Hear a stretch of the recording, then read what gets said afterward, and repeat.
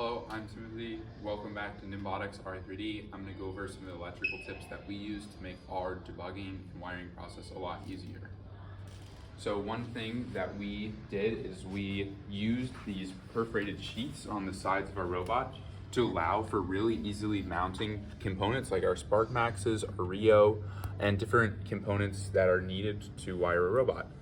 This allowed us to easily put zip ties through the holes in the board and zip tie wires. You'll see that all over the robot.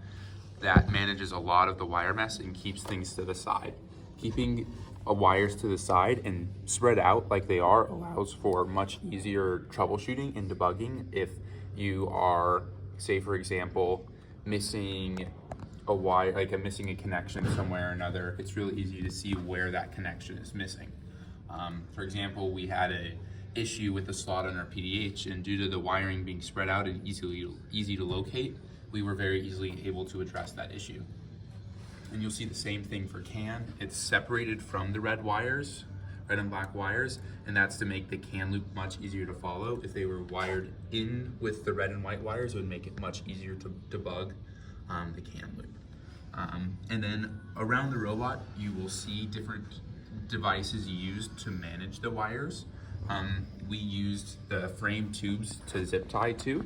We used these perforated sheets as I talked about. We used these green cable wraps, and they're used to contain all of our wires that go up to our different scoring mechanisms.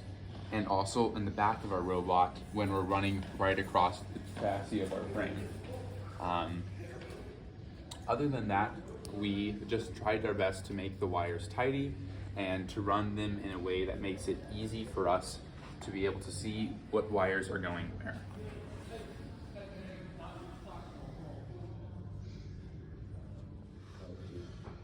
So here's some tips about wiring a Rio. Something that we always do is taping our Rio ports. So any unused ports on your RoboRio should be covered with a piece of electrical tape.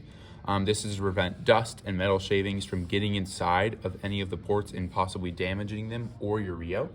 And then if you plug anything into any of the ports on the RoboRio, there are two things that you have to do. You either need to hot glue the connectors onto the Rio, or you make sure that the wire has no strain on it. Because if there's any strain on the wire, an opponent hitting you could possibly cause that a wire to come out of the Rio, possibly disabling you for the rest of the match. Okay. So one thing I'd recommend doing when you're wiring in CAN coders on your swerve modules is making sure that you take your CAN and power wires and zip tying them to the top, at least in two places on the top of your SDS frame. What this makes it do is makes these CAN wires very taut and tight so that if you, for example, pull this CAN wire now, you're not gonna be yanking it out of the PCB.